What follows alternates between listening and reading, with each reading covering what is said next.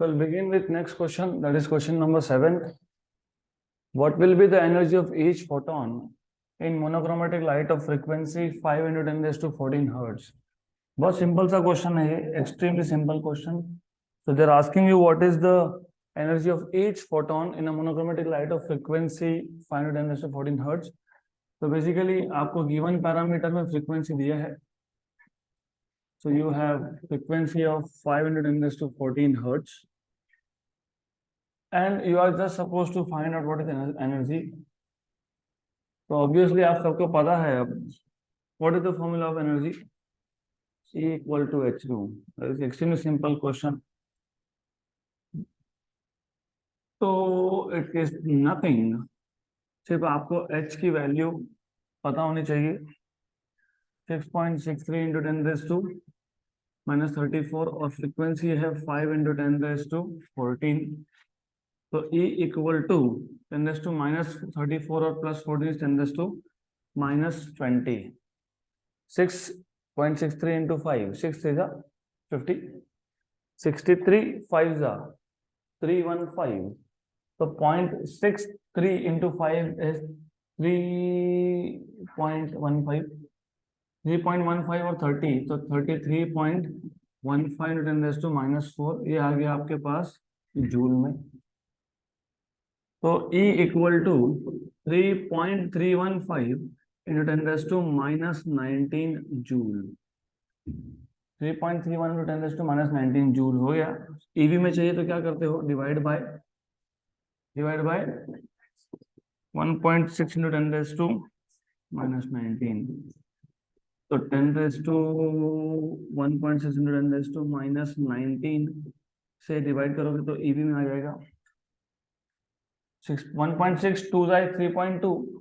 तो ये 2 से थोड़ा सा बड़ा आएगा. 10 raised to minus 19 कैंसिल हो जाएगा. And this value slightly greater than 2, तो 2.07 EV. 2.07 EV done.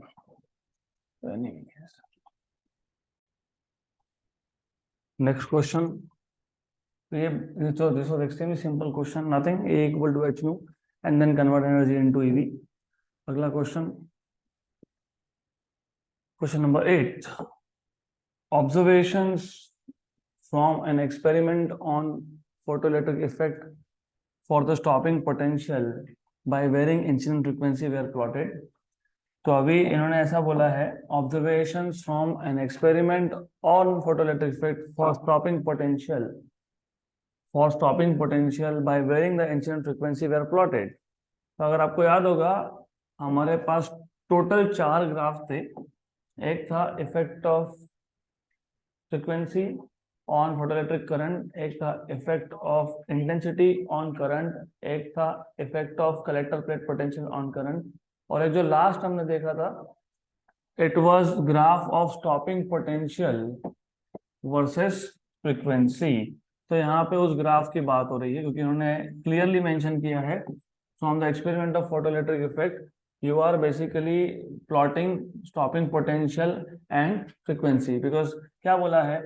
Observations from an experiment on photoelectric effect for stopping potential by varying incident frequency were plotted. तो frequency आपने यहाँ plot किया और stopping potential on y-axis. तो अभी बताने की जरूरत नहीं होनी चाहिए. You should remember कि ये ग्राफ कैसा था. तो this graph was a straight line. और मैंने आपको ये भी बताया था कि the point where this graph cuts frequency axis is threshold frequency. तो ये threshold frequency है. अब the slope of the linear curve है ना, linear curve है. तो slope of the linear curve is found to be approximately 4.1 into 10 raised to minus 15 volt second. तो इसका जो slope आएगा, इस ग्राफ का जो slope है, that slope is equal to 4.1 into 10 raised to minus 15 volt second. और होना भी चाहिए वोल्ट सेकेंड क्योंकि स्लोप क्या होता है? y upon x. ऐसे लिखते हो ना, y2 minus y1 upon x2 minus x1. Imagine मैंने x1 y1 ओरिजिन ले लिया, इमेजिन, तो क्या आ जाएगा? y2 अपॉन x2, मतलब क्या आ जाएगा? y upon x. y कौन है? स्टॉपिंग पोटेंशियल है. x कौन है? फ्रीक्वेंसी है. स्टॉपिंग पोटेंशियल किस में होता है? वोल्ट में होता है. फ्रीक्वेंसी होता है हर्ट्ज, हर्ट्ज मतलब 1/सेकेंड, तो सेकेंड कहाँ जाएगा, ऊपर जाएगा, तो क्या मिलेगा, वोल्ट सेकेंड, तो बराबर है। तो क्या दिया आपको, वोल्ट सेकेंड, करेक्ट है। आगे बोला है given that the charge of an electron is 1.6 × 10⁻19 coulomb, find the value of Planck constant. तो चार्ज आपको देके रखा है इलेक्ट्रॉन पे 1.6 × 10⁻19 कूलम का, और आपको फाइंड करने के लिए बोला है प्लैंक्स कांस्टेंट h। वैसे हमको पता है it is 6.63 × 10⁻34 joule second, joule second, लेकिन हमको फिर भी फाइंड करना है।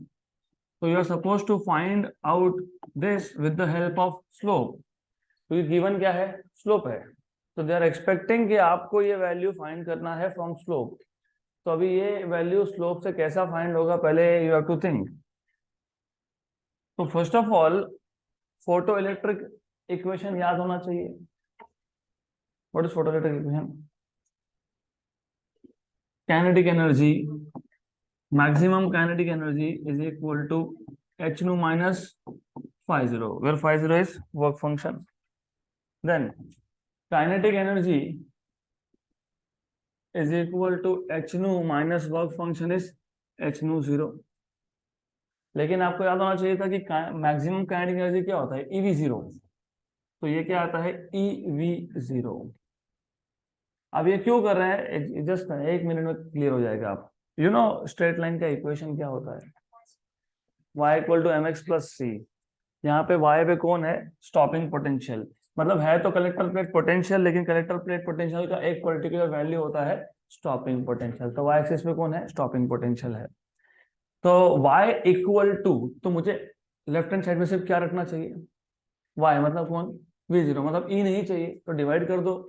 तो v0 equal to h by e nu minus h nu 0 by e, correct.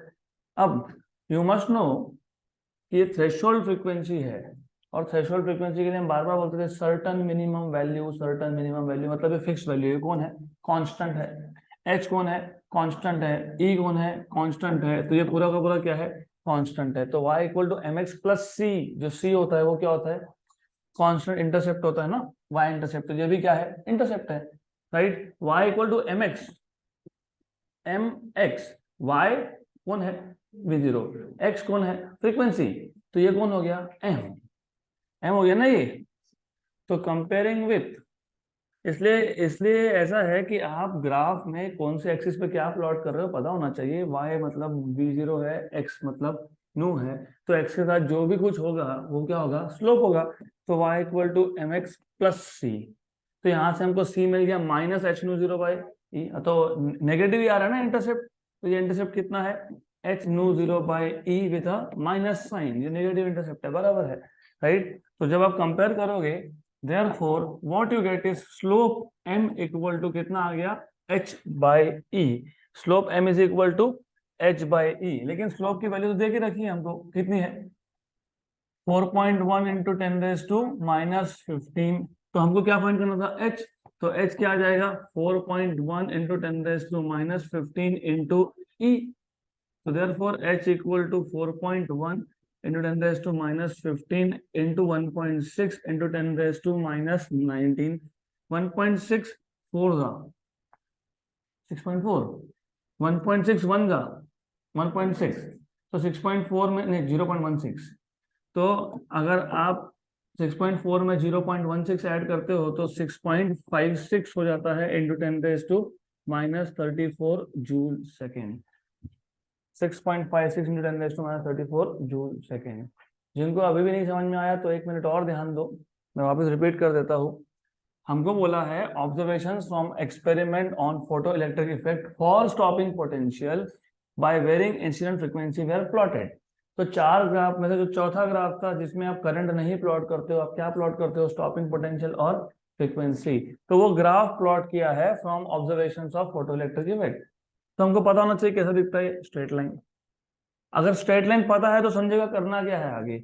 आपको बोला है कि इस ग्राफ का स्लोप कितना है, 4.1 into 10 raise to minus 15 volt second, और वोल्ट सेकेंड आना भी चाहिए, क्यों, क्योंकि स्लोप क्या होता है, y upon x, slope is dy by dx, मतलब y अपॉन x, y कौन है, एक्स कौन है, फ्रीक्वेंसी, इसका यूनिट क्या है, वोल्ट, इसका क्या है 1/सेकेंड, सेकेंड गया ऊपर तो वोल्ट सेकेंड, तो वोल्ट सेकेंड बराबर है, दिस इज करेक्ट। यहाँ क्लियर। अब E की वैल्यू भी दी है आपको, H फाइंड करना है। H भले ही कांस्टेंट है लेकिन दे आर टेलिंग यू कि हमको H की वैल्यू फाइंड करनी है फ्रॉम दिस ग्राफ। तो what is photoelectric equation, kinetic energy equal to H nu minus phi zero बराबर। What is kinetic energy, EV0, हमने कल ही देखा था kinetic energy of emitted photoelectron is EV0 where V0 is stopping potential. अब question ये था कि मुझे V0 के टर्म्स में क्यों लिखना है, तुम्हारे पास ग्राफ कौन सा है, V0 का है, तो फिर इक्वेशन कौन सा टर्म में आना चाहिए, V0 का टर्म में आना चाहिए। तो EV0 equal to H nu minus H nu 0। अगर आपको समझ में आया कि ये स्ट्रेट लाइन है तो y equal to mx plus c का फॉर्म लगेगा। y कौन है, V0, तो लेफ्ट हैंड साइड पे कौन होना चाहिए, सिर्फ V0 होना चाहिए, तो डिवाइड बाई e कर देंगे। डिवाइड बाई e कर दिया तो h बाई e नू h nu 0 by e, h constant है, नू 0 कांस्टेंट है, e भी कांस्टेंट है, ये सारा कांस्टेंट, तो ये इंटरसेप्ट जैसा आ गया c।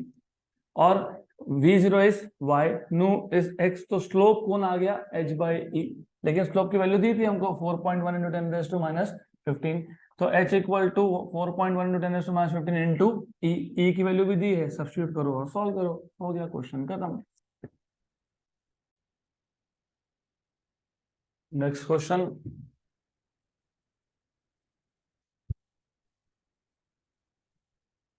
the threshold wavelength of tungsten is 2.76 into 10 raised to minus 5 centimetre. इसमें टोटल 3 पार्ट्स है, part A and part B. Part B में वापस से 2 parts. Explain why no photoelectrons are emitted when the wavelength is more than 2.76 into 10 raised to minus 5 centimeter. What will be the maximum kinetic energy of the electrons ejected in each of the following cases? If ultraviolet radiation of wavelength 1.8 into 10 raised to minus 5 centimeter and radiation of frequency 4 into 10 raised to 15 hertz is made to incident on the tungsten surface. Simple question. तो सबसे पहले आपको यहाँ पे given में आपको क्या बोला है, threshold wavelength of tungsten is, मतलब लैम्डा 0 की वैल्यू दी है। How much is lambda 0, 2.76 into 10 raised to minus 5 centimetre. And आपसे पूछा है why no photoelectrons will be emitted if the wavelength is more than 2.76 into 10 raised to 5, वो देखते हैं। फिर सेकंड केस में आपको पूछा है maximum kinetic energy of ejected photoelectrons in 2 cases. पहले केस में आपको दिया है वेवलेंथ, तो आपको लैम्डा 1 दिया हुआ है, this is incident wavelength, this is threshold wavelength. Incident wavelength कितना है, 1.8 into 10 raise to minus 5 centimetre. और दूसरे केस में आपको क्या दिया हुआ है, फ्रीक्वेंसी, दूसरे केस में दिया है फ्रीक्वेंसी, मतलब नू2 क्या है, फ्रीक्वेंसी है, राइट। ये भी इंसिडेंट फ्रीक्वेंसी है, remember this is also incident frequency, this is also incident wavelength. तो नू2 कितना दिया हुआ है आपको, how much is नू2, 4 into 10 raised to 15, 4 into 10 raised to 15 hertz. सिर्फ 2 cases, that is why I have road 2 cases here, 1 and 2, बाकी otherwise नहीं भी लिखोगे तो कोई दिक्कत नहीं है। तो you are suppose to find out case number 2 में, दोनों ही केस नंबर 2 के दोनों केसेस में क्या फाइंड करना है आपको, मैक्सिमम काइनेटिक एनर्जी के मैक्स। तो डेफिनेटली यू मस्ट अंडरस्टैंड कि फॉर्मूला कौन सा यूज होगा, एक ही फॉर्मूला इस पूरे चैप्टर में, आइंस्टाइन फोटोइलेक्ट्रिक इक्वेशन, मतलब maximum kinetic energy is equal to h nu minus phi zero work function. अब हमारे पास जो इंफॉर्मेशन होता है, जो डेटा होता है, उसके हिसाब से हमको इक्वेशन लिखने होते हैं।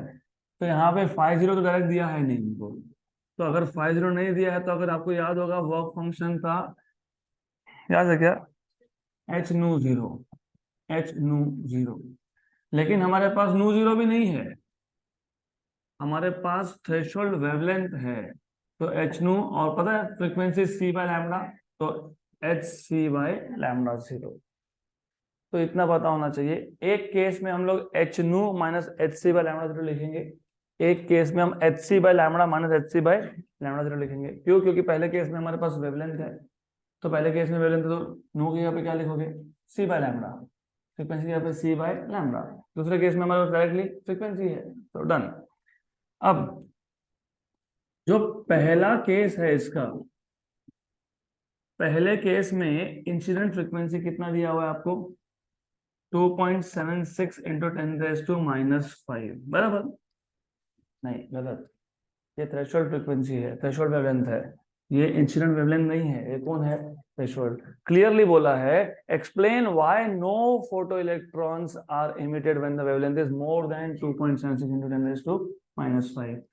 तो if frequency is less than threshold frequency, then there is no emission, then there is no emission। अगर फ्रीक्वेंसी थ्रेशोल्ड फ्रीक्वेंसी से कम हो गई तो इमिशन नहीं होगा। देयरफॉर आपको पता है फ्रीक्वेंसी क्या होता है, c by lambda. Therefore c by lambda is less then c bye lambda 0, c हो गया cancel. Therefore if wavelength lambda is greater then, क्योंकि देखो ये वहां जाएगा, ये यहाँ आएगा, तो lambda 0 is less then lambda, इसका मतलब incident wavelength is greater than threshold wavelength, तो नो इमिशन। हमारे पास थ्रेशोल्ड वेवलेंथ कितना था, 2.76 into 10⁻⁵। क्वेश्चन में क्या बोला है, explain why no photo electrons emitted when the wavelength is greater than 2.76 into 10⁻⁵। तो वेवलेंथ यहाँ पे अगर थ्रेशोल्ड से ज्यादा है तो इमिशन आएगा क्या? नहीं आएगा। क्यों नहीं आएगा? क्योंकि फ्रीक्वेंसी अगर थ्रेशोल्ड से कम है तो इमिशन होता है क्या? नहीं। If the incident frequency is less than threshold frequency there is no emission. लेकिन incident frequency less than threshold frequency का मतलब क्या होता है, incident wavelength greater than threshold wavelength, right? Therefore no emission. कुछ नहीं, इनवर्स रिलेशन है, simple सी बात है। इंसिडेंट वेवलेंथ थ्रेशोल्ड से ज्यादा होगा, मतलब इंसिडेंट फ्रीक्वेंसी थ्रेशोल्ड फ्रीक्वेंसी से कम होगा, सिंपल, डन। तो इमिशन होगा क्या? नहीं होगा। अब केस बी, केस बी का पहला, केस बी के पहले में आपको क्या दिया हुआ है, वेवलेंथ। फॉर्मूला क्या है हमारे पास, काइनेटिक एनर्जी मैक्सिमम का क्या आया, h nu minus h c by lambda 0। Very good. लेकिन हमारे पास पहले केस में वेवलेंथ दिया है कि फ्रीक्वेंसी दिया है, वेवलेंथ। तो देयरफॉर मैक्सिमम काइनेटिक एनर्जी के E max equal to h nu की जगह पे एच सी बाय लैम्डा। मैं एक काम करता हूँ, पहला केस है तो यहाँ पे मैं लिख देता हूँ नो वन, यहाँ पे लिख देता हूँ मैं lambda 1 minus h c by lambda 0। H c common आ गया, 1 by lambda 1 minus 1 by lambda 0। H into c की वैल्यू मैंने कल बताई थी, 19.89 into 10⁻⁻26। वेवलेंथ, इंसिडेंट वेवलेंथ कितना दिया हुआ है, नहीं नहीं नहीं नहीं 2 पॉइंट, वो तो थ्रेशोल्ड है, 1.8 into 10⁻⁻5। लेकिन ये सेंटीमीटर में था, मीटर में कितना आएगा, -7। ये सेंटीमीटर में है, मीटर में कन्वर्ट करने के लिए 10⁻², तो मीटर में कन्वर्ट करना है तो 10⁻² चाहिए। उसको भी इसको भी दोनों को 1.8 into 10⁻⁻7 मीटर, ये भी आ जाएगा 2.76 into 10⁻⁻7 मीटर। तो थ्रेशोल्ड कितना है, 2.76 into 10⁻⁻7, 10⁻⁻7 आ गया कॉमन आउटसाइड, तो 19.89 into 10⁻⁻26 upon 10⁻⁻7, 1 upon 1.8 minus 1 upon 2.76। अब यहाँ पे पूरा का पूरा पार्ट सिर्फ कैलकुलेशन का ही है, फॉर्मूला तो सिंपल था। कैलकुलेशन कैसे करते हैं वो भी समझ लो। अब आपके पास दो तरीके हैं, नंबर 1, या तो क्रॉस मल्टीप्लाई कर लो, 2.76 माइनस 1.8 अपॉन 1.8 इंटू 2.76, या फिर अदरवाइज आपको लॉग टेबल अलाउड होता है एग्जाम में, लॉग टेबल में रेसिप्रोकल्स होते हैं, तो स्ट्रेट अवे रेसिप्रोकल फाइंड कर लो, तो डायरेक्टली रेसिप्रोकल फाइंड कर लेंगे हम, ज्यादा इजी होगा वो। तो 1.8 का रेसिप्रोकल 1 डिवाइडेड बाय 1.8, 0.55555, ओके, तो 0.55555 बाहर क्या था, 19.89 into 10⁻⁻19। क्योंकि -26 और ये ऊपर जाके +7 तो -19, और इसका रेसिप्रोकल कितना आया 0.555555, रिकरिंग 5 है वो। और उसके बाद 1.1/2.76, 1/2.76, ये कितना आ गया 0.3623, 0.362। ठीक है, 0.55 में से उसको माइनस कर लेंगे, कितना आएगा 0.19 के आसपास आएगा। 0.19 ही आएगा ना, हाँ 0.19 ही आने वाला है वो। तो कर लो कर लो कर लो कर लो, 0.555 माइनस 0.362, 0.19, तो 0.193, तो 19.89 इंटू 10⁻⁻19 इंटू 0.193, रफली रफली 0.2, और ये 20, मतलब रफली रफली 40। कैसे, वो 0.2 है, ये 20 है, 40 आएगा कि 4 आएगा? हाँ, अरे did I ask you very difficult question? I just told you कि इसको 0.193 को किससे मल्टीप्लाई करोगे? 19.89, 3.83, मतलब तुम 4 बोलते तो मैं समझ जाता, तुम 40 बता रहे हो मुझे। 3.83 इंटू 10⁻⁻19 जूल। जूल ना, एनर्जी फाइंड कर रहे हो ना तुम, तो बराबर है, ये जूल है। ये क्या है? काइनेटिक एनर्जी है। लेकिन मैंने बताया था कि कभी भी याद रखना, हम फाइंड करते हैं ईवी में। तो 3.83 into 10⁻⁻19 divided by 1.6 into 10⁻⁻19 EV. 10⁻⁻19 cancel, 1.6 into 2 is 3.2, 1.6 into 3 is 4.8, तो ये लगभग लगभग 2.5 है, अप्रोक्सीमेटली 2.5 है, 2.40 आ गया। तो बराबर ये 2.40 आ गया ईवी। ये हो गया आपका पहला पार्ट खत्म। दूसरा पार्ट, केस 2 का, केस बी का दूसरा पार्ट, इसमें भी वही करना है जो पिछले केस में किया है। क्या फाइंड करना है? लेकिन इस केस में सीधा h nu two minus work function which is h nu by h nu, sorry h c by lambda zero. अब यहां से सिर्फ एच कॉमन निकलेगा। अब h nu two minus c by lambda zero. H की value कितनी है? 6.63 into 10⁻⁻34। Frequency कितना दिया हुआ है? अरे यहाँ पे ध्यान दोगे तो कुछ समझेगा, नहीं तो क्या सिर में तो मैं डाल नहीं सकता तुम्हारे। कैलकुलेशन के टाइम ध्यान नहीं, फॉर्मूला के टाइम ध्यान नहीं। बताओ तो फ्रिक्वेंसी सेकंड कितना दिया था, मतलब चलो ठीक है, मुझे यहाँ से बता दो फ्रिक्वेंसी कितना है। No one else will speak, बताओ कितना फ्रिक्वेंसी है? लिखा हुआ है 4 इंटू 10⁻15, तो ये 4 इंटू 10⁻15 का फ्रिक्वेंसी है।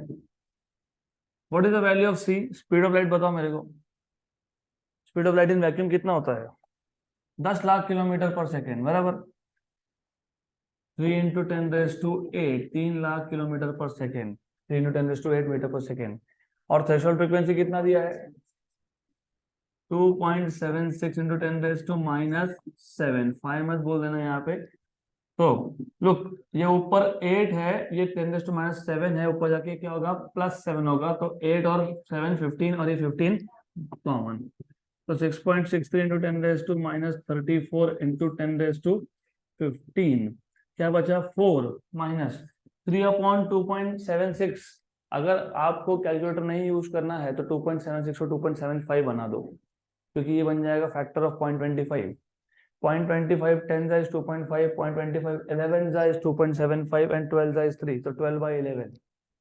हाँ 12/11 1 पॉइंट समथिंग होता है, तो ये आपको पता होना चाहिए। हाँ 1 पॉइंट समथिंग है ये। तो 3 डिवाइडेड बाई 2.76, 1.08, तो 1.08। चार में से एक गया तो 3, चार में से 1.08 गया तो 2.92।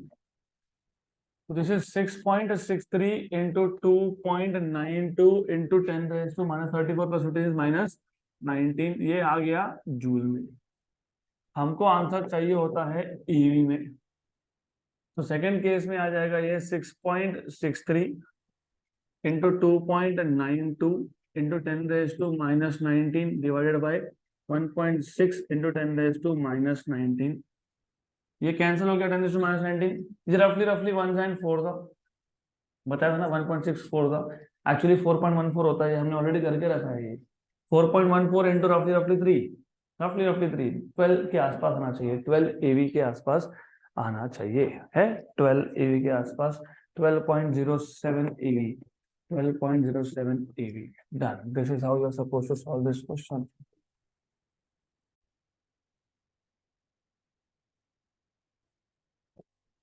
All right, so let us move ahead to the next question.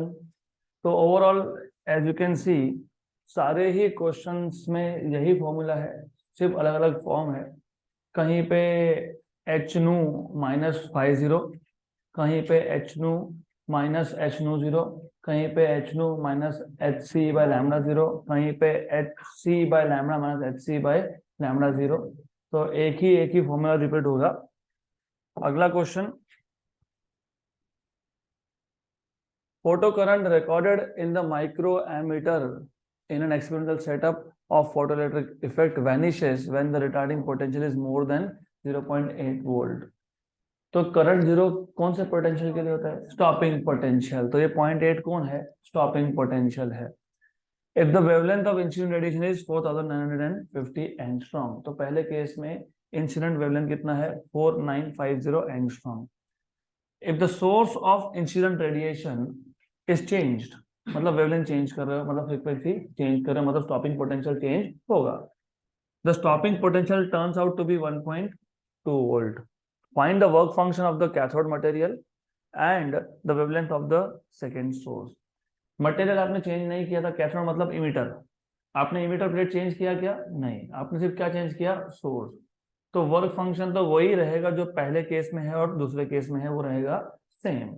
तो क्वेश्चन पढ़ते वक्त you have to be very very careful, you have to identify parameters. तो पहले केस में जो स्टॉपिंग पोटेंशियल था, मतलब V01 जो था वो कितना था? 0.8 वोल्ट। वेवलेंथ पहले केस में था 4950 एंगस्ट्रॉम, मतलब 10⁻⁻10 मीटर, राइट। वैसे बाय द वे आंसर आपको एंगस्ट्रॉम में फाइंड करना है। देन सेकेंड केस में स्टॉपिंग पोटेंशियल कितना है? 1.2 वोल्ट।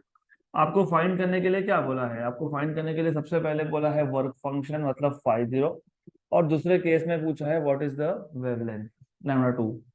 तो एज आई टोल्ड यू कि सेम सेम फॉर्मूलाज ही हर जगह पे यूज होंगे। तो यहाँ पे फॉर्मूला में you will have to use the same formula again. तो अब kinetic energy equal to h nu minus work function, लेकिन यहाँ पे स्टॉपिंग पोटेंशियल दिया है, तो EV0 is kinetic energy, EV0 equal to h nu minus work function 50, right. तो यहाँ से आपको पहले केस से आपको वर्क फंक्शन मिल जाएगा, इसको यहाँ शिफ्ट कर दो। तो work function equal to h nu minus EV0। यहाँ तक क्लियर? गुड। देन बराबर है ना फॉर्मूला? वेरीफाई करते रहे ना, just for your surety. Kinetic energy is h nu minus work function, kinetic energy maximum is EV0, तो EV0 is h nu minus work function, तो वही लिखा है मैंने, EV0 equal to h nu minus work function. तो पहले case में straight away work function यहीं से मिल जाएगा, एच न्यू माइनस EV0 से। लेकिन पहले केस में हमको दिया हुआ है वेवलेंथ, तो यहाँ पे मैं लिख दूंगा 1, यहाँ पे लिख दूंगा 1, और यहाँ पे नहीं लिखूंगा 1। मटेरियल सेम है, work function is a property of material, तो मैं आपने इमीटर प्लेट चेंज नहीं किया तो ये सेम रहेगा। तो this is equal to HC/λ1 minus EV0, हाँ EV01। अब सब्स्टिट्यूट कर देंगे वैल्यूज इसमें। तो work function equal to HC की वैल्यू थी 19.89 into 10⁻⁻26 upon wavelength first case में दिया है 4950 इंटू 10⁻⁻10। हाँ 49.50 क्यों किया? रफली रफली स्पीकिंग, व्हाट इज 19 2 जा 38, व्हाट इज 19 3 जा 57। तो आपको पता है ये रफली रफली आ जाएगा 2.5 जा अप्रोक्सीमेटली। ठीक है, वो देखते हैं, वो तो वैसे भी कैलकुलेटर से ही करना है अपने को। माइनस EV0, ई कितना है 1.6 into 10⁻⁻19। You know what is V0? 0.8, 0.8, 16 8 जा 160 में से 32 माइनस कर लो 128। तो 50 इक्वल टू, ये ऊपर जाएगा 10⁻⁻18, कितना 10⁻⁻18, 19.89 अपॉन 49.5, रफली 20/50 है। What is 20/50? 0.4, रफली कितना है 0.4 है वो। 19.89 डिवाइडेड बाय क्या था 49.5, 49.5, 0.4, तो 0.4 है ये, दिस इज 0.4। ये अभी आपने बताया, बताओ। हाँ 1.28 इंटू 10⁻⁻19। मुझे अगर यहाँ पे, या तो इसको आप 19 कर लो, कैसे करोगे 4 इंटू 10⁻⁻19, तो 4 इंटू 10⁻⁻19 कर लिया, फिर इसमें से 10⁻⁻19 आ जाएगा कॉमन, तो 4 माइनस 1.28 कितना होता है 2.72, ये आ गया 2.72 इंटू 10⁻⁻19 जूल। लेकिन वर्क फंक्शन होता है नॉर्मली ईवी में, तो divide by 1.6 into 10⁻⁻19 EV, approximate 1.5 और 2 के बीच में वैल्यू आएगी ये। हाँ देख लो, आंसर देख लो 1.71, ये 1.71 ईवी आता है वर्क फंक्शन। ये हो गया पहला केस खत्म। दूसरे केस में क्या फाइंड करना है आपको, वेवलेंथ फाइंड करना है। तो केस 2 में वेवलेंथ फाइंड करना है, तो वापस से वहीं से स्टार्ट करेंगे। EV02 equal to hc/λ2 minus work function 50। क्योंकि अब मैंने यहाँ पे डायरेक्टली वर्क फंक्शन क्यों लिखा, क्योंकि तुमने अभी फाइंड किया, तो फाइंड किया तो डायरेक्ट यूज करो। और एक चीज, क्योंकि ये क्वेश्चन सीईटी में भी बहुत आते हैं, जेई में भी आते हैं, नीट में भी आते हैं, आपको क्या फाइंड करना है सेकंड केस में, वेवलेंथ। वेवलेंथ नॉर्मली होता है इन एंगस्ट्रॉम, एंगस्ट्रॉम होता है 10⁻⁻10 मीटर। मतलब हमको सब कुछ क्या चाहिए, ऐसा यूनिट में चाहिए। तो वर्क फंक्शन तो तुमने पहले ही ऐसा यूनिट में फाइंड करके रखा है, बराबर। तो अब वर्क फंक्शन की वैल्यू 1.71 यूज नहीं करना, क्योंकि हमारा अल्टीमेट एम था to find out wavelength and that should be in metres. तो इसको शिफ्ट कर दो, तो EV02 plus work function equal to hc/λ2। तो therefore λ2 equal to hc/EV02 plus work function 50। ऐसा करोगे तो कैलकुलेशन थोड़े से फास्ट हो जाएंगे। क्यों? क्योंकि h और c की वैल्यू भी पता है आपको, 19.89 इंटू 10⁻⁻26। e की वैल्यू है 1.6 इंटू 10⁻⁻19, और ये है 1.2, 16 12 192, तो 1.6 इंटू 1.2 इज 1.92, वो 1.92 है ये। प्लस प्लस वर्क फंक्शन तो आपके पास ऑलरेडी है, कितना है 2.72 into 10⁻⁻19 joule. Therefore, this is equal to 19.89 into 10⁻⁻26, मैंने अभी बताया 1.92, right, 1.92 plus 2.72, very good, into 10⁻⁻19, how much, 4 point, अरे इसको दो मान लो, पहले दो मान लो, इसको दो, 2 और 2.72 इज 4.72। आपने 0.08 एक्स्ट्रा काउंट किया, तो 0.08 माइनस कर लो, कितना हो गया 4.64, 4.64, 10⁻⁻19 ऊपर जाके प्लस हो गया, -26 प्लस -7, 10⁻⁻7, 19.89, अप्रोक्सीमेटली स्पीकिंग 4.5, 1 जा 2 जा 9, 4 जा अप्रोक्सीमेटली 4 पॉइंट समथिंग आएगा ये। तो 19.89 डिवाइडेड बाय 19.89 डिवाइडेड बाय 4.64, 4.28, 4.28 और एक नंबर लगेगा, क्यों? क्यों वेवलेंथ मेंशन कर रहे हो ना, 4 डिजिट लगते हैं वेवलेंथ में, 4.2866, ठीक है चलेगा। तो यहाँ जाएगा आपके पास 4.2866 इंटू 10⁻⁻7 मीटर। वेवलेंथ किस में मेजर करते हो आप? एंगस्ट्रॉम। मतलब क्या करोगे, 10⁻³ प्लस 3 क्या करोगे, एडजस्ट कर लोगे। 10⁻+3 था क्या? नहीं था, हमने किया तो क्या करना पड़ेगा, माइनस करना पड़ेगा। और 10⁻⁻7 था, इसको 3 दे दो, 4286.6 और बचा हुआ 10⁻⁻10 becomes angstrom. 4270 is accurate answer. तो हमारा आया 4286 चलता है। एग्जैक्ट आंसर अगर आप करोगे तो 4270 आ जाएगा। Done. Next question, let us go ahead with next question. Question number 11, radiation of wavelength 4500 angstrom is incident on a metal having work function 2 eV। तो वर्क फंक्शन दिया है, वेवलेंथ दिया है। Due to presence of magnetic field B, the most energetic photo electrons emitted in a direction perpendicular to the field move along circular path of radius 20 centimetre. What is the value of B? तो question अगर अच्छे से पढ़ोगे तो एक चीज समझ में आएगी कि यहाँ पे साइक्लोट्रॉन का कनेक्शन है। क्यों? क्योंकि इन्होंने बोला है the most energetic photo electrons emitted in the direction perpendicular to the field. Suppose ये फील्ड का डायरेक्शन था, सपोज इलेक्ट्रॉन ऐसा इमिट हुआ। आपको पता होना चाहिए कि जब चार्जेस मूविंग हो और अगर वो परपेंडिकुलर फील्ड में आ जाए तो वो फील्ड उसको क्या करता है, सर्कुलर कर देता है। मतलब यहाँ पे जो सेंट्रीपिटल फोर्स है, required centripetal force is provided by force due to magnetic field. तो centripetal force will be equal to mv² by r will be equal to qvb। तो पिछले चैप्टर्स का भी कनेक्शन है, तो ये पता होना चाहिए आपको। तो अभी फर्स्ट ऑफ ऑल हमको गिवन में जो कुछ भी है हम नोट डाउन कर लेंगे। पहले है वेवलेंथ, 4500 एंगस्ट्रॉम का वेवलेंथ है। ये आ जाएगा आपका 45 इंटू 10⁻⁻8 मीटर। ये वेवलेंथ आ गया। वर्क फंक्शन आपको दिया हुआ है 2 ईवी का। ईवी से अगर आपको जूल में जाना है तो 1.6 इंटू 10⁻⁻19 से मल्टीप्लाई करना है। तो वर्क फंक्शन इन जूल कितना आ गया, 3.2 इंटू 10⁻⁻19। राइट। क्यों करना है हमको, चाहिए वैल्यू ऑफ मैग्नेटिक फील्ड और टेस्ला में है, टेस्ला है एसआई यूनिट, तो सब कुछ चाहिए एसआई यूनिट में।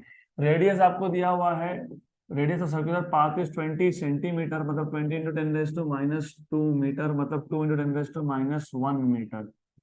ये आ गया रेडियस। आपको फाइंड करना है स्ट्रेंथ ऑफ मैग्नेटिक फील्ड, मतलब बी की वैल्यू फाइंड करनी है आपको। तो फॉर्मूलाज कहाँ से डेवलप होंगे, जैसे मैंने आपको बताया सबसे पहले साइक्लोट्रॉन का कॉन्सेप्ट अगर पता ही नहीं होगा तो क्वेश्चन सॉल्व नहीं होगा। Centripetal force is always provided by force due to magnetic field. ये होता है mv² बाय r, ये होता है qvb। v और v एक कैंसल हो गया, हमको चाहिए था b, तो b क्या आ गया, mv बाय qr। इलेक्ट्रॉन बोला है क्या, इलेक्ट्रॉन फोटो इलेक्ट्रिक इफेक्ट में तो इलेक्ट्रॉन ही है, तो इलेक्ट्रॉन है। तो मास ऑफ इलेक्ट्रॉन पता होता है 9 इंटू 10⁻⁻31। क्यू पता होता है 1.6 इंटू 10⁻⁻19। आर दिया है, रह गया वी, मतलब हमको वी पता नहीं। मतलब अगर हमको वी मिल जाएगा तो हमको मैग्नेटिक फील्ड भी मिल जाएगा। वी कैसे फाइंड करेंगे, वी कैसे फाइंड करेंगे, तो वेवलेंथ है, वर्क फंक्शन है, तो फिर आपको पता होना चाहिए कि half mv² is H nu minus, और आपको ये पता होना चाहिए कि नू क्या होता है, सी बाय लैम्डा। तो यहां से आपको मिल जाएगा v। तो v² will be equal to 2 को शिफ्ट कर दिया, m को शिफ्ट कर दिया, h c by lambda minus work function. ये हम लोग एक क्वेश्चन जेई का भी सॉल्व करते जा रहे हैं, क्योंकि जेई में भी ऐसा क्वेश्चन था। हाँ, तो ये आपको मिल गया यहाँ पे वेलोसिटी का एक्सप्रेशन। राइट, यहाँ से v मिलेगा, वो v की वैल्यू वहां जाएगी, एंड डन। अब आपके ऊपर है, पहले v फाइंड करो फिर वहां सब्स्टिट्यूट करो, v का फॉर्मूला उठा के वहां रख दो, वो भी चलता है। तो हम एक काम करेंगे, हम पहले v फाइंड कर लेंगे। v equal to 2/m, mass of electron को 9.1 की जगह पे 9 ले लो, क्योंकि रूट लेने में इजी हो जाएगा। H c 19.89 into 10⁻⁻26 upon wavelength 45 into 10⁻⁻8 minus work function 3.2 into 10 raise to minus 19 बराबर है। सब बराबर है, कोई प्रॉब्लम नहीं है। तो v equal to 2/9 into 10 raise to minus 31, ये 10 रेज टू माइनस 26 और ये ऊपर जाके +8 तो कितना -18। 19.45 अपॉन 45, 19.89 अपॉन 45, तो 19.89 divided by 45, 0.442, 0.442 into 10 raise to -18। यहाँ पे कौन है, -19 है, तो या तो यहाँ पे -19 करो या तो वहां पे -18 करो। यहाँ पे -19 करना होगा तो क्या करेंगे, क्या शिफ्ट करेंगे, 4.42 इंटू 10 रेज टू -19 लिख लेंगे, और वो -19 कहाँ जाएगा, बाहर जाएगा, तो अंदर क्या बचेगा 3.2, तो 10 रेज टू -19। अब v equal to under root of 4.4 minus 3.2, what is 4.42 minus 3.2, 1.22, 1.22, तो 2 into 1.22 अपॉन 9 और 10 रेज टू माइनस नहीं प्लस 12, 1.22 into 2, हाँ 2.44, 2.44, 2.44 का रूट देख लेंगे हम लोग। 2.44 का रूट कितना, क्योंकि 9 का रूट तो पता है हमको कितना है 3, 10 रेज टू 12 का पता है कितना है 10 रेज टू 6, तो 2.44 का रूट, 2.25 का रूट पता है आपको 1.5, तो 2.44 का रूट चाहिए आपको। You are suppose to find out square root of 2.44, 1.56, तो ये आ जाएगा 1.56। इसको अभी नहीं भी करोगे, इतना भी लिखोगे तो चलता है, कोई कोई प्रॉब्लम नहीं है, क्योंकि हमको वैसे भी अल्टीमेट एम स्पीड फाइंड करना था नहीं, हमारा हमारा एम था to find out magnetic field, वो था mb बाय qr। तो m 9 into 10 raise to -31, v 1.56 by 3 into 10 raise to 6, और q 1.6 इंटू 10 रेज टू -19, और r कितना है 2 इंटू 10 रेज टू -1। हो गया हमारा काम आसान। 1.6 और 1.56 रफली रफली सेम है, ये 1 जा ये 3 जा है, 3/2 होता है 1.5, 1.5, बाकी सब एडजस्टमेंट पैरामीटर्स है। 10 रेज टू -20 ऊपर जाएगा तो +20, तो 20 और ये 6 26, और ये 10 रेज टू -31 मतलब -5, तो 1.5 into 10 raise to -5 tesla, approximately 1.47 into 10 raise to -5, हमारा 1.5 आया। Good, good enough. So that's it for today.